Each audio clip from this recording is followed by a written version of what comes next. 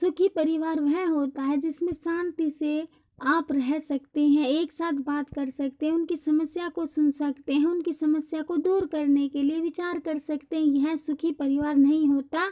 आपके पास धन तो बहुत है मगर आपके पास बात करने का सभी समय नहीं है। आप एक साथ बैठकर भोजन भी नहीं कर सकते हैं, किसी की समस्या को सुनने का भी समय नहीं है। यह कहानी एक आदमी की है जिसे लगता था उसके पास धन है तो उसका परिवार खुश है, वह सुखी है, जबकि यह सोच गलत थी क्योंकि वह जरूर कमा रहा था मगर वह अपने बच्चों पर ध्यान नहीं देता था। जिसको धन की जरूरत होती थी वह उसे दे सकता था मगर कभी यह पूछा नहीं था कि तुम्हें धन की जरूरत कहाँ पर है, क्योंकि कभी उसने बात नहीं की थी। वह सिर्फ अपने काम ही व्यस्त रहता था। उसे नहीं पता था उसके बच्चे उनसे दूर जाते जा रहे हैं।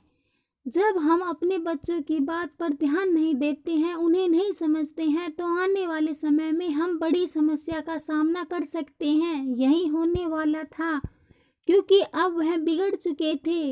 वह किसी की भी बात नहीं सुनते थे। जब उस पिता को यह बात पता चलती है कि वह बच्चे अब बिगड़ रहे हैं तो उन्हें बहुत गुस्सा आता है। वह कहते हैं कि मुझे लगता था कि मेरा परिवार सुखी है, वह खुश है, मगर मुझे यह नहीं पता था कि आने वाले समय में यह समस्या भी आ सकती है, जबकि यह ठीक नहीं हो रहा है।